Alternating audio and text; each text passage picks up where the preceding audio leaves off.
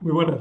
Vamos a ver si esta clase, que ya la hago sin gente delante, que no tiene, por tanto, alumnos presenciales, vamos a ver si nos sale bien. Hoy vamos a hablar del Levítico, es el tema 20 de la primera lectura del Pentateuco, ¿eh? Libro del Levítico, esta es la portada y ya iremos mostrando alguna cosa más. Dice en el libro, en el capítulo 19, el Señor habló a Moisés, di a toda la comunidad de los hijos de Israel, sed santos, porque yo, el Señor, vuestro Dios, soy santo.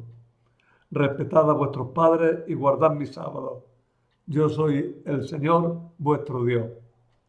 Y un poco más adelante, no explotarás a tu prójimo, no lo despojarás. El salario de tu jornalero no pasará la noche en tu poder hasta la mañana siguiente. Amarás a tu prójimo como a ti mismo. Yo soy el Señor. Bien, ahí está el tema del libro. Eh, Levítico alude a levitas. Vamos a explicar un poquillo qué son los levitas. Son levitas los descendientes del patriarca Leví, forman la tribu sacerdotal en Israel, eh, a la que Dios encomendó el culto y se lo dio como heredad para que recibieran sus rentas y sus beneficios. Ellos no participaron del reparto de la tierra, eh, pero podían proclamar con orgullo y alegría, como dice el Salmo 16. El Señor es el lote de mi heredad y mi copa. Mi suerte está en tu mano. Me ha tocado un lote hermoso. Me encanta mi heredad. Bueno, no todos los levitas tenían el mismo rango. Se consideraba que los descendientes de Aarón, el hermano de Moisés, eran sacerdotes, mientras que de los descendientes de Sadoc, un sacerdote, es decir, un descendiente de Aarón, de los descendientes de Sadoc salían los sumos sacerdotes durante muchísimos años, estuvieron saliendo, desde Salomón hasta la época de los macabeos, en la que los macabeos se hicieron con el sumo sacerdocio. Y los demás que no eran descendientes de Aarón, pero sí descendían de Leví, es decir, los levitas en general, pues es los que llamamos con propiedad los levitas. Eso, antes de que el templo se hubiera centralizado en Jerusalén, eran los sacerdotes de los santuarios locales, de los bemá, llamados también lugares altos. Y cuando ya Josías centralizó el culto en Jerusalén, ellos tuvieron que dejar aquellos santuarios y se trasladaron a Jerusalén. Al principio dijeron que con los mismos derechos que con los sacerdotes, pero luego después se dijo que no, que ellos tendrían oficios subordinados a los sacerdotes. Entonces ellos se ocupaban de los innumerables servicios que hacían falta en el templo. Por eso fueron cantores, guardianes, asistentes, sacristanes, cuidadores de la casa de Dios. Esos son los levitas. Son muy importantes los cantores en general, ¿no? Sí, porque tenían ese oficio con mucho interés. Pero tenían todos los otros oficios. Incluso si había que hacer obras en partes santas del templo, pues la hacían los levitas. Actuaban de albañiles en el templo, de lo que hiciera falta. Alonso Chequer, cuando presenta este libro, Luis Alonso Chequer, creo que os he enseñado algunas veces un poco su imagen. Fue este señor que está aquí abajo, que estoy tapando con la mano. ¿Verdad? Que me oriento muy mal con la cámara. ¿Lo veis ahí, verdad?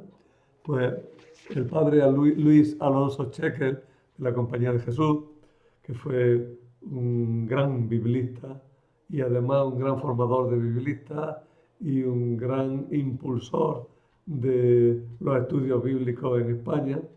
Pues el padre Luis Alonso Chequel, que creo que era de Ávila, y murió luego en Salamanca cuando no se lo esperaba demasiado.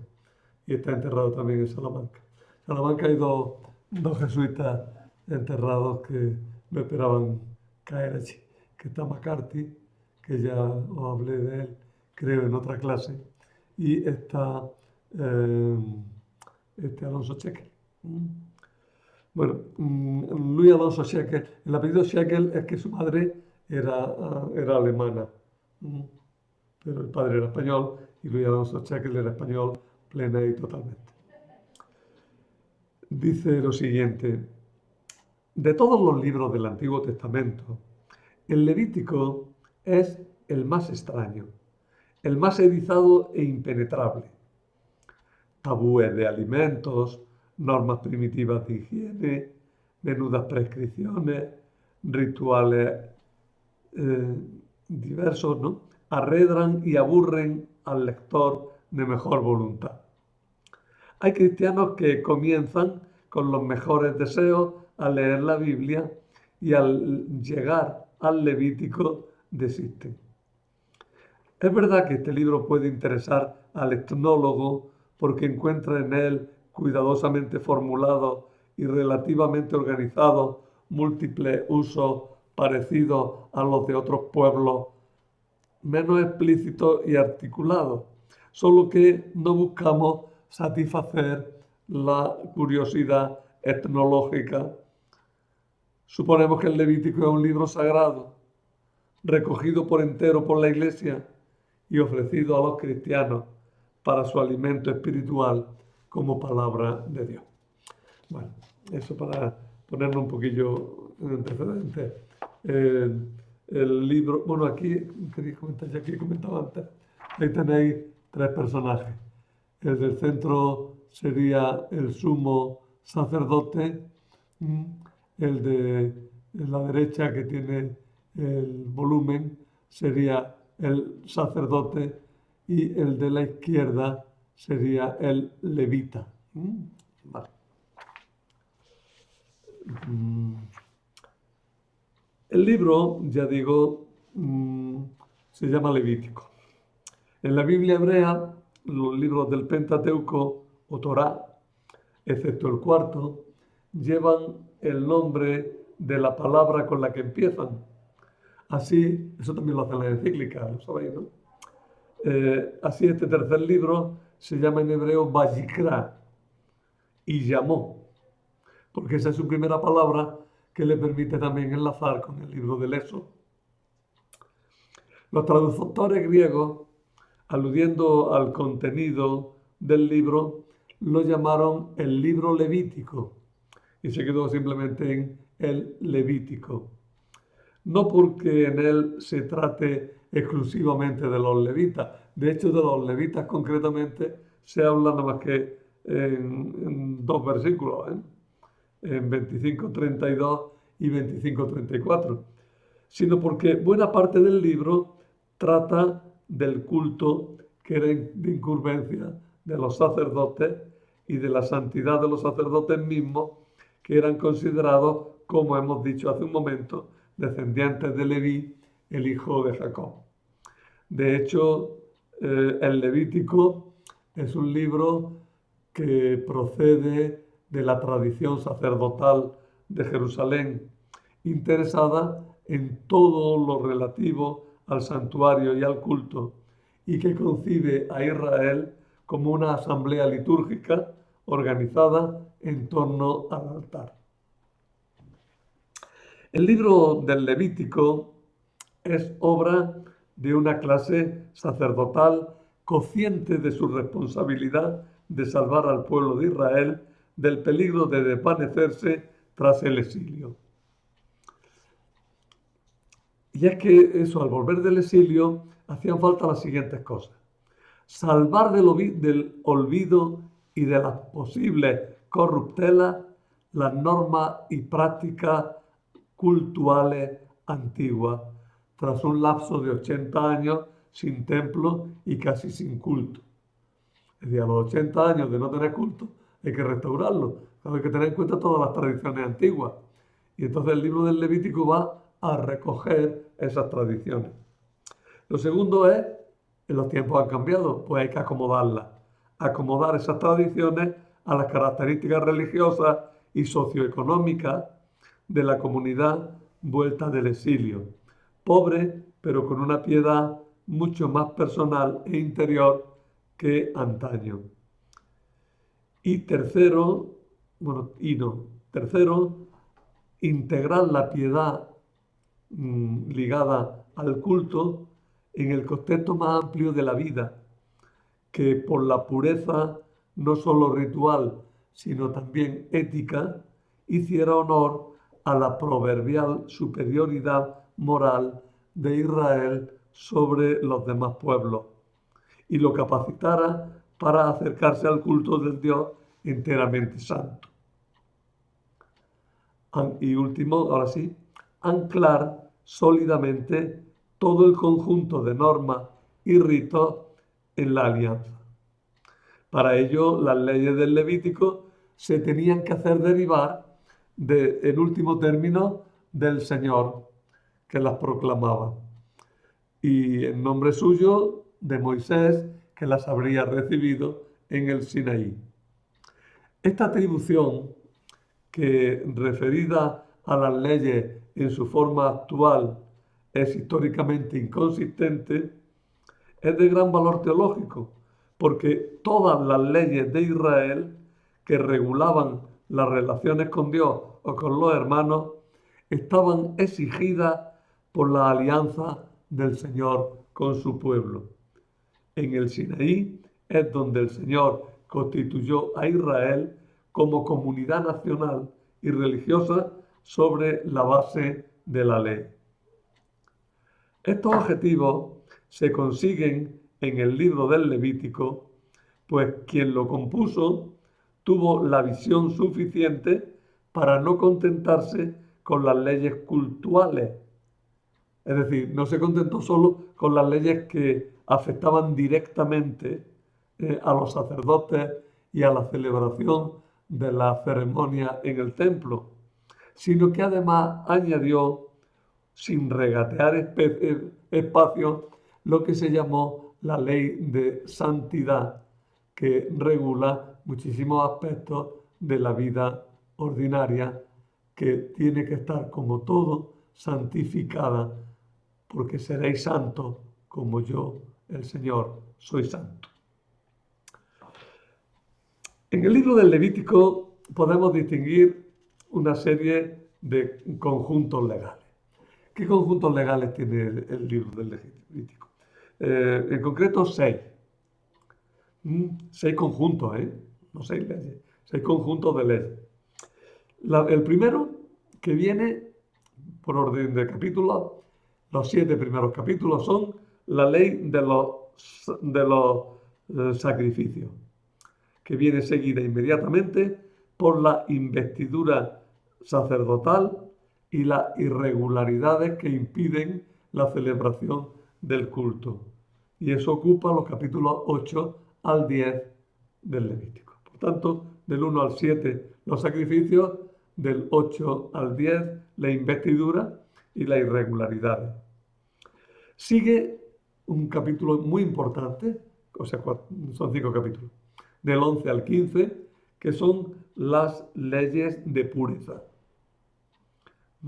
Ahora lo comentamos todo esto.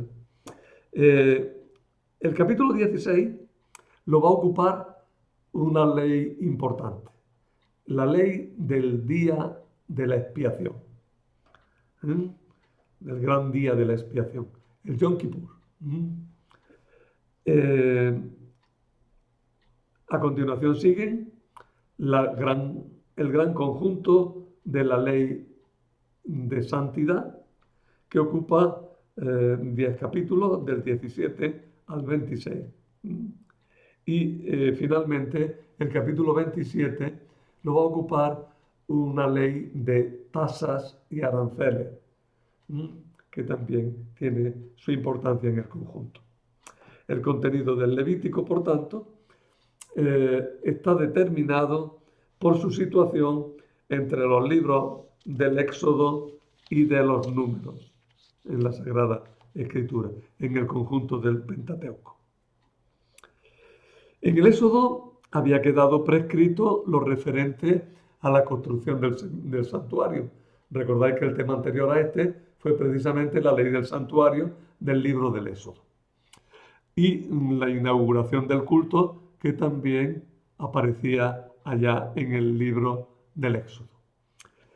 Pareció que después había que, el Éxodo 35-40 había relatado cómo se habían ejecutado la mayoría de aquellas disposiciones. Pues volver atrás, ¿no?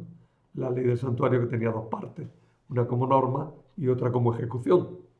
Bien, y pareció imprescindible proseguir con la ley sobre el gran día de la expiación. Entonces ponemos como centro original del libro del Levítico la ley de la expiación. Pero la expiación, las normas de la expiación vienen a raíz de la pureza, la impureza que pueden haber contraído los sacerdotes y los lugares. Por tanto, hacía falta la ley de la pureza que precede a la ley del día de la expiación.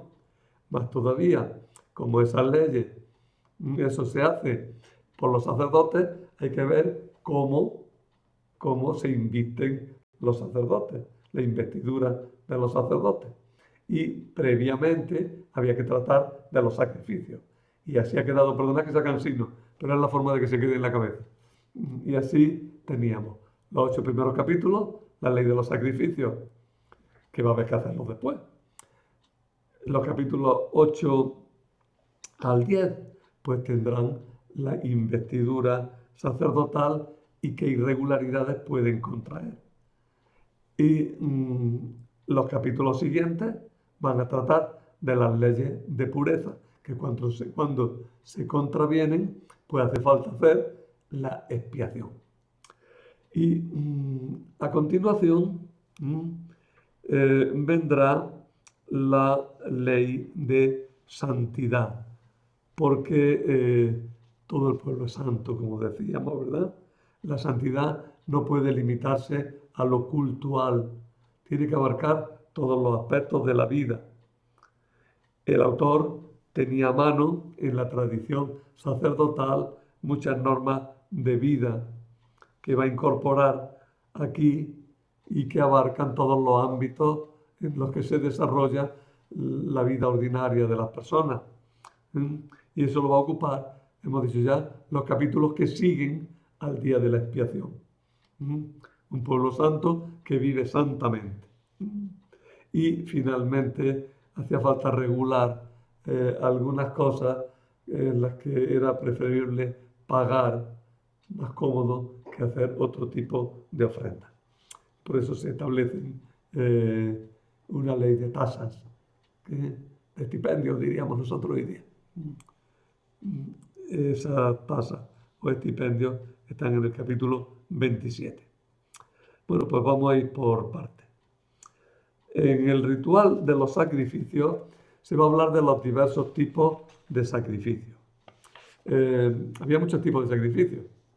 Ahí tenéis un índice bastante detallado y veréis que hay el holocausto en el que se quema la víctima entera, la ofrenda vegetal, el sacrificio de comunión. El sacrificio de comunión es en el que se sacrifica a una víctima, parte se quema en honor de Dios, parte se le da al sacerdote como paga y parte la come el sacrificador, que invita a otros a participar de ese sacrificio. Por eso se llaman sacrificios de comunión, comunión entre Dios y el oferente, comunión entre los oferentes y por tanto es un sacrificio que crea comunidad. En tercer lugar, el sacrificio de expiación, cuando ha habido faltas, sobre todo faltas rituales, el sacrificio de reparación y leyes complementarias de los sacrificios. ¿Qué es un sacrificio? Tendríamos que explicar un poquito esto. Ofrecer animales en sacrificio es una práctica antiquísima, conocida también en otras religiones. La Biblia la hace remontar a los orígenes de la humanidad y de Israel. Ya recordáis que Abel ofrecía de sus rebaños y Caín ofrecía, sin embargo, vegetales, pues era agricultor. Por tanto, la Biblia hace remontar los sacrificios a los primeros tiempos de la humanidad. También Noé, también Abraham, los vemos ofreciendo sacrificios. Los israelitas practicaban en el desierto ritos religiosos relativamente sencillos, pero al entrar en Canaán tomaron de los cananeos formas más complicadas. Por lo que sabemos de esto y de los fenicios son cananeos, pues sabemos los tipos de sacrificios que usaban y los que usaban los israelitas, sus nombres y sus ritos. Es verdad que externamente los sacrificios fenicios, los sacrificios cananeos y los sacrificios israelitas externamente eran muy parecidos, pero su espíritu era bien diferente, claramente diferente. Las dos diferencias fundamentales eran que los israelitas tenían monolatría, solo ofrecían sacrificios al Señor. Y esa monolatría se va consolidando progresivamente, pero muy deprisa, en monoteísmo. Monolatría es dar culto a un solo Dios. Enolatría es reconocer a un Dios como principal. Y monolatría es reconocer a un único Dios, mientras que el resto de los llamados dioses no son nada. Pues bien, si en un primer momento Israel tiene solamente un culto a un Dios, monolatría, culto a un solo Dios, después tienen culto a un Dios principal y finalmente tienen un monoteísmo claro. Ese fue el progreso. Esa es la primera diferencia. Solo a Yahvé. Segundo, trataban de evitar un sentido mágico. La Biblia es existente. La Biblia es reacia a la magia, porque la magia pretende manipular a Dios. Y el verdadero espíritu religioso nunca querrá manipular a Dios, sino que al contrario se someterá a la voluntad divina. Es verdad que lo respetará, es verdad que le suplicará, que le pedirá ayuda, que le ofrecerá voluntariamente o cumpliendo determinadas prescripciones los sacrificios, pero siempre sabiendo que en definitiva Dios es libre y que Dios hará lo que quiera en definitiva, y que no se puede pretender manipular a Dios. Para un verdadero israelita, el Señor era soberano. Y ese Señor soberano, sin embargo, acepta gustoso los ritos, acepta gustoso los sacrificios, la ofrenda, siempre que se le haga en las condiciones de vida. En cuanto a el sacerdocio y la investidura de los sacerdotes, también tenemos que decir, la pureza y la santidad de Dios exige que cuanto más tiene el hombre que acercarse a Dios, más especialmente consagrado tiene que estar, más apartado de todo lo que sea profano o impuro. De ahí las especiales prescripciones de pureza para el estamento sacerdotal y para el momento en el que el sacerdote tiene que entrar en el lugar santísimo. Como los sacrificios son para el Señor, deben ser ofrecidos por un sacerdote que lo sea no solo porque lo es de familia. Ya sabéis que entre los israelitas, lo hemos dicho ya 3 o 4 veces, los sacerdotes son levitas, son descendientes de Leví, son una casta. ¿eh?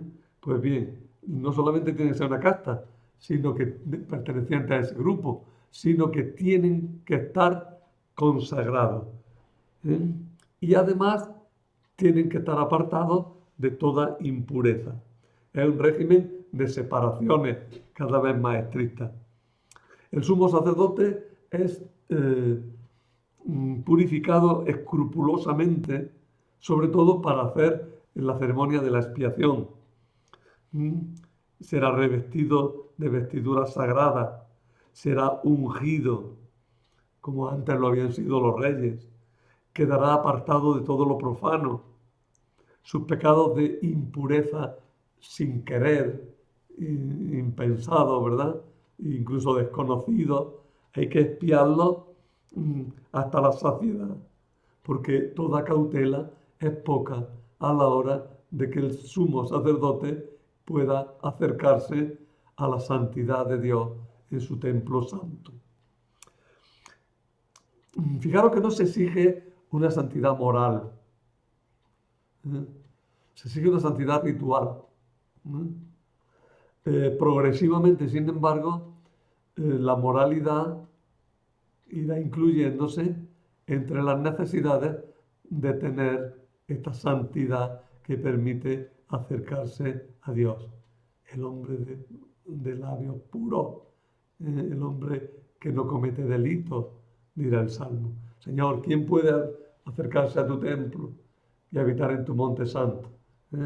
El hombre de manos inocentes y puro corazón, que no confía en los ídolos y no hace daño al prójimo.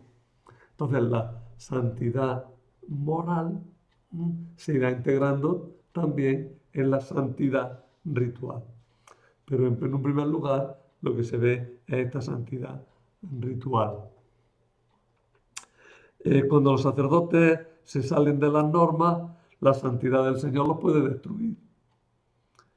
Ese es el mensaje de Nadab y Abiú, que pretenden hacer lo que a ellos les da la gana y son destruidos. El sacerdote no puede tocar un cadáver, por ejemplo, ni participar en ritos de duelo, ni tomar bebidas alcohólicas. Es decir, tienen unas normas muy especiales. No pueden estar en contacto con nada impuro, ni con nada que los saque de sí mismos, ¿no? Aunque el narrador lo refiere todo a la primera ordenación de sacerdotes e inauguración del culto en el desierto, lo que se describe aquí en definitiva es el ritual que se utilizaba en el templo de Jerusalén después del destierro. En cuanto a las leyes de pureza, ya vamos por el tercer apartado, ¿verdad? Los sacrificios, la ordenación sacerdotal, por entendernos fácilmente, la investidura de los sacerdotes.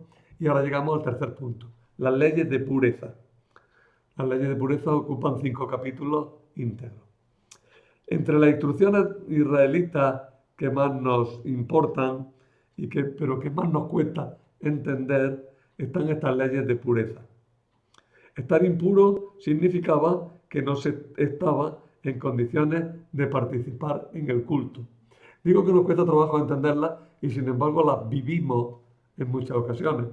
Siempre pongo el ejemplo de la persona piadosa, respetuosa con las normas de la iglesia, que te llega a confesar diciendo, ay, mire usted que era viernes y no me di cuenta, y comí un poco de chorizo, ¿no? Porque no me di cuenta que era viernes. Por supuesto que hay una culpa moral, pero hay una sensación de impureza. Se ha hecho algo que no se debía, ¿no? También determinadas situaciones de la sexualidad, como puede ser la menstruación o la polución involuntaria, pues también crean una cierta sensación, una cierta angustia que se identifica como impureza legal, aunque no lo sea, obviamente, moral. Por tanto, tenemos que distinguir esa sensación de culpa de falta, de estar en falta, de estar manchado. Mm. También es muy frecuente, por ejemplo, que una mujer que ha sido violada se sienta sucia. No es que lo esté, evidentemente, harto, harto sufrimiento tiene con lo que le ha pasado. No, no. Pero hay esa sensación de suciedad, ¿no? Esa sensación. Eso es lo que los antiguos entendían por pureza. Creo que me habéis entendido con esos ejemplos. Ellos mismos no las entendían como un pecado propiamente dicho. ¿eh? La mayor de ellas, parte de ellas eran involuntarias. Iba por la calle y rozaba un animal muerto y ya quedaba impuro, ¿no? Fijaros que dicen muchos que en la parábola del samaritano, el levita y el sacerdote no quieren acercarse a aquel hombre que estaba allí tirado por si estaba muerto y ya no podían ejercer sus funciones del culto. Bueno, eso habría que discutirlo en la parábola, pero por ahí va la cosa. Estas impurezas no eran consideradas como un pecado propiamente dicho. La mayor parte de ellas eran inevitables. La falta no estaba en contraerla, sino en no limpiarse de ellas una vez contraída cuando uno se iba a acercar al culto. Algunas de ellas se iban solamente con el tiempo, con pasar las horas del día. Otras veces había que lavarse los vestidos e incluso hasta bañarse enteros. Pero había impurezas más duraderas como la del parto o la de ciertos flujos sexuales. En algunos, ¿acordáis de la hemorroísa que sale en el Evangelio? Tiene ese nombre raro, ¿no? Es una mujer que tiene una menstruación continua, tiene un flujo de sangre y por tanto se considera en estado total de impureza.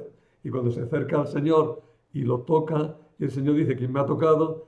Dice, ya he metido la pata porque estando impura no tenía que tocarlo. Y si lo he tocado, lo he dejado a el impuro. He hecho algo y el Señor dice, no me has dejado a mí impuro. Eres tú la que has quedado pura por tocarme a mí. Pero fijaros que ahí hay ya toda una evolución del pensamiento. En algunos casos importantes, incluso se exigían sacrificios de expiación por la falta. Y ahora voy a hablar un poquillo del día grande de la expiación, que es la tercera parte, la cuarta parte del libro. Es un capítulo solo, el capítulo 16. El gran día de la expiación se hizo lamentablemente famoso porque hubo una guerra israelita con los palestinos que se conoce como la guerra del Yom Kippur. No me acuerdo ahora mismo del año. Debe ser en los años 60. El día de la expiación en hebreo, Yom Kippur. Día Yom Kippur de la expiación. El sacerdote debe usar toda clase de cautela cuando tiene que acercarse al Señor. Se trata de reconocer y conocer las condiciones para poder entrar sin peligro en lo más sagrado, al otro lado del velo, donde se encuentra el propiciatorio y se muestra el Señor en la nube. Sobre él se hacía presente Dios. Cuando se introducía la sangre del sacrificio, hasta allí tenía lugar la ceremonia de la expiación por excelencia. Las condiciones para poder entrar eran dos. La primera era que había que entrar en el día señalado. No se podía entrar cualquier día. Se sobreentiende que solo se puede entrar una vez al año, el día 10 del mes séptimo, el gran día de la expiación, aproximadamente a finales de septiembre. Varía, porque ellos siguen un calendario lunar corregido con el solar, mientras que nosotros seguimos un calendario solar. Por tanto, los días no encajan. Pero era a finales de septiembre. Era el gran día de la expiación, una de las grandes fiestas de otoño. La segunda condición era atenerse al ritual. ¿Cuál era el ritual? Bueno, abreviándolo mucho, era el siguiente. El sacerdote Aarón, dice aquí, porque le está refiriendo al primer sumo sacerdote.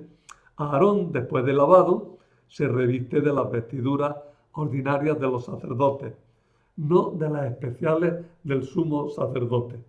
Está todavía en un estado en el que tiene que ir con cuidado. Terminada la ceremonia, dentro del lugar santísimo, sí que se cambiará las vestiduras por las del sumo sacerdote. Pero antes de eso se ofrece un novillo como sacrificio de expiación por el mismo Aarón y su familia. Y lo más notable es que la aspersión de la sangre que se realiza, esta vez se va a hacer dentro del lugar santísimo, después de traspasado el velo. Es decir, el sumo sacerdote entra allí protegiéndose además con una nube de incienso.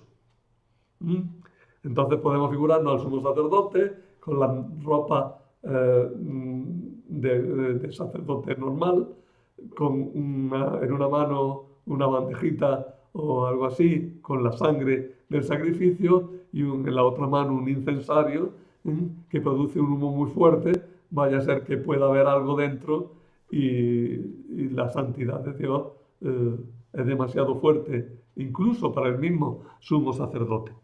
Entonces entraba de esa manera hasta el lugar santísimo, salpicaba con la sangre y ya salía y daba la bendición. Lo más singular de la ceremonia del día de la expiación consistía en que también se ofrecían dos machos cabríos como sacrificio de expiación. Echados a suertes, uno era para el Señor y otro para Azazel. ¿Y quién es este Azazel? Pues, bueno, dicen algunos que primitivamente debía ser algún demonio del desierto, alguno de los espíritus del desierto. Este desconocido Azazel se traducía como cabra emisaria. No parece que era un lugar, no parece que era un lugar o un precipicio por el que se despeñara el animal, sino un ser personal contrapuesto al Señor, un dios o demonio del desierto. El desierto es morada de demonios, quizá un sátiro de algún tipo. Este macho cabrío no era sacrificado a ningún demonio, ni hablar. O sea, el sacrificio solo a Dios. Pero lo que pasa es que este macho cabrío se sacaba y se enviaba a los dominios de Azazel. Y allí se perdía. Pero se le enviaba habiendo hecho antes una ceremonia que indicaba que todas las culpas y todas las impurezas se acumulaban en él. Imponían las manos sobre el macho cabrío y entonces un sacerdote lo cogía del ronzal y lo llevaba al desierto. Lo dejaba allí abandonado, perdiéndose hacia cuando ya sabía que no podía volver, el animal solico, y entonces él volvía y hacía una ceremonia de purificación también tremenda, porque él había quedado totalmente impuro tocando a aquel animal, ¿no? Entonces se lavaba entero y se revestía, y mientras tanto se había ofrecido el otro macho cabrío, se le había ofrecido al Señor. Esta era más o menos la ceremonia, ¿no? Por si alguien no había entendido que lo que se decía de Aarón valía para todos los sacerdotes que le sucedieran en el cargo, lo dice expresamente en la ley. Eso se hará siempre. Bueno, quizás no sepáis demasiado bien algunos detalles de la ceremonia, pero lo principal creo que sí lo recordaréis, lo de los dos machos cabríos, lo de entrar con la sangre y con mucho incienso, lo de los ropajes sacerdotales especiales, que se los ponía cuando terminaba. Por cierto, que como esta ceremonia había que utilizar esos ropajes especiales en algunos momentos, pues eran fundamentales. Y entonces en la época romana, los romanos secuestraron esa ropa, con lo cual controlaban al sumo sacerdote. Si no haces lo que te mandamos, si no eres como quieres, como queremos, tú no te pones esa ropa y no puedes realizar las funciones de sumo sacerdote. Se las damos a otro que será el que realice las funciones de sumo sacerdote. Como veis, las ropas sacerdotales también tenían mucha importancia. Después de estas leyes vienen las leyes de santidad. Las leyes de santidad abarcan cuestiones de la vida ordinaria, como os decía antes. El Señor es absolutamente santo y lo santo y lo profano son contrarios e incompatibles. Santo algunos lo traducen por perfecto, pero me parece que es mucho más. Santo es trascendente, distinto, superior, es divino. La santidad es la cualidad de la divinidad.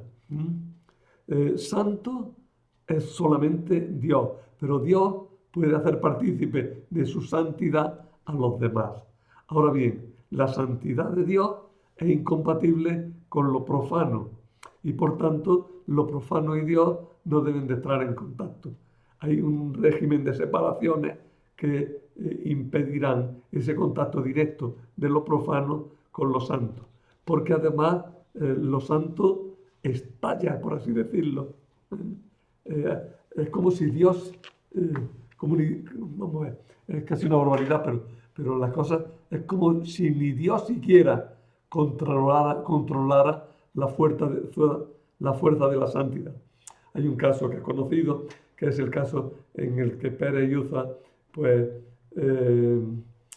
cuando el arca de la alianza es trasladada a Jerusalén y tropiezan los bueyes y se va a caer al suelo, Uza agarra el arca y se queda en el sitio.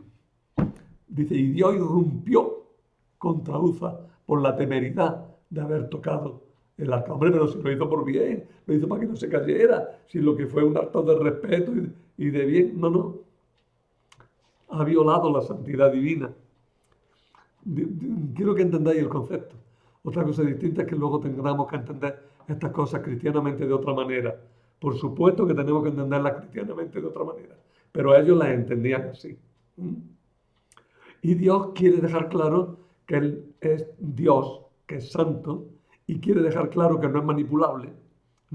Y quiere dejar claro que nosotros, para acercarnos a Él, tenemos que participar de su santidad y no podemos intentar manipularlo de ninguna manera. Eso tiene que ser importante. Ahora bien, esa santidad moral, esa santidad especial que tiene que tener el pueblo, se va a concretar en respetar los derechos de Dios y los del prójimo. Es curioso, pero el libro del Levítico, en la ley de santidad, es donde va a tener las leyes sociales, lo que hoy diríamos la doctrina social, más fina y más aguda. En el libro del Levítico es donde encontramos precisamente esa ley de amarás a Dios sobre todas las cosas, ¿no? Esa ley es general, esa ley es del Decálogo. Amarás a tu prójimo como a ti mismo. Ese amarás a tu prójimo como a ti mismo es la ley típica del Levítico, porque el Levítico se va a preocupar del prójimo, del forastero, del pobre, del indigente, del que no tiene otros derechos. Porque Dios es el que garantiza el bien de esas personas. Por tanto, en el libro del Levítico se concentran pues todas las leyes fundamentales de Israel. Amarás a tu prójimo. Y vuelvo a decir, se incluye el forastero como a ti mismo. Pero los levitas, o sea, los escribas luego en la época de Jesús discutían quién era el prójimo. Si el prójimo llegaba hasta fulanito, es decir, hasta este ámbito o hasta otro ámbito. Prójimo en español es igual que próximo. Es una forma de pronunciar próximo. Prójimo se escribía con X, como México. Pero luego en castellano se escribió con J y ya se produjo un duplicado entre próximo y prójimo, pero es exactamente lo mismo. Próximo y prójimo significan cercano. Bueno, ¿Quién es mi prójimo? ¿Quién es mi cercano? ¿A quién se refiere el libro cuando habla de prójimo? Y el Señor va a responder, ponte tú cerca y ya lo sabes quién es prójimo. ¿Mm? No andes discutiendo si ese es mi prójimo o no es mi prójimo. Haz lo que el samaritano. ¿Qué hizo el samaritano? Se puso cerca de aquel pobre hombre que estaba tirado en el camino. ¿Quién fue el prójimo? El samaritano, el que se acercó. Pues anda y haz tú lo mismo. Ponte tú cerca del otro. Pero eso ya es lo que dice el Señor. Hay toda una evolución larga hasta que se llega ahí. Y el último capítulo, que quiero acabar con tiempo, el último capítulo, el capítulo 27, es el que trata de las tasas que hay que ofrecer. Se reglamenta la costumbre de sustituir las ofrendas en especie por su valor en metálico. Era más cómodo para los oferentes y el clero, pues la economía cada vez más se fue basando en el dinero. Se fue monetarizando la economía. Los diezmos no entran en este régimen porque los diezmos ya de por sí pertenecen al Señor, que es el amo de la tierra. Esta expresión de que Dios es el amo de la tierra es muy importante. La tierra es de Dios y se le otorga al hombre para que la use. Y la tierra no es del terrateniente. La tierra es de todo el pueblo, porque es de Dios. Creo que es en Dostoyevsky. En Dostoyevsky hay un campesino, no recuerdo cuál era, las almas muertas quizás. Hay un campesino que al amo le dice, el Levítico dice la tierra es de Dios. A Dios pertenece la tierra. Es decir, fijaros en este sentido social del libro del Levítico, que es donde quizás menos nos lo podíamos esperar, porque es el libro que más está hablando del culto, ¿no? Pues bien, para que haya buen culto, tenemos que tener actitud social, actitud de buena relación con el prójimo. Se habla de los diezmos, que son los productos de la tierra, de los frutos de los árboles, incluyendo la vid y el olivo. Los fariseos eran tan exagerados que hasta de la hierba que crecía en los tejados ofrecían el diezmo, ¿no? El judaísmo tendió a entenderlo con el máximo rigor. Y con Levítico 27:34 concluye el capítulo y el libro, cuando se recuerdan las leyes de la alianza que el Señor dio a los israelitas por medio de Moisés. Ese capítulo dirá, adiós, se me fue. A ver, que no lea, hombre.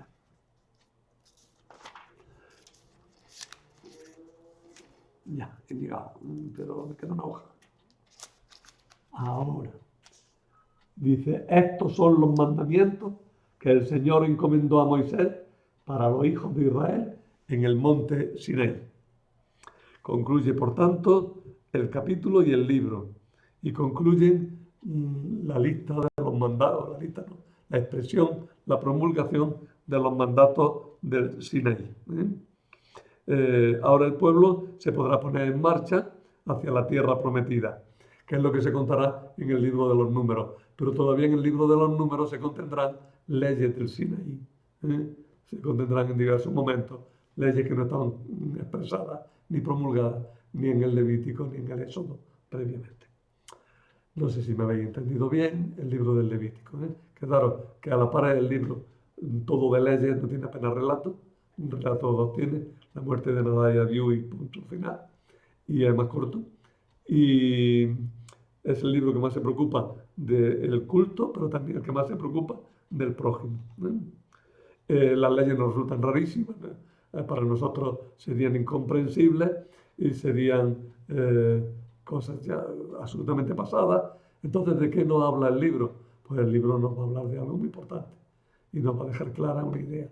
Y es que Dios merece el culto y lo exige bien hecho, porque tenemos que respetar su santidad, que a Dios no lo podemos manipular y que Dios exige una relación correcta con el prójimo también para poder acercarnos a Él. Creo que con eso el libro tiene ya de sobra. La próxima clase, que será dentro de 3 semanas, la Semana Santa y la Semana de Pascua, no tenemos clase. Pero dentro de 3 semanas volvemos a las clases de forma ordinaria. Ya os avisaremos. Pero tenedlo claro, dentro de 3 semanas volvemos a nuestra clase y veremos los relatos que habíamos dejado atrás, porque he querido dar todas las leyes de un tirón, menos las del Deuteronomio, que tendrán su lugar. Entonces los relatos que no habíamos dejado del Éxodo los veremos en la próxima clase, luego volveremos los relatos y las leyes de números y finalmente veremos el Deuteronomio. Nos quedan 10 clases y ya está, nada más.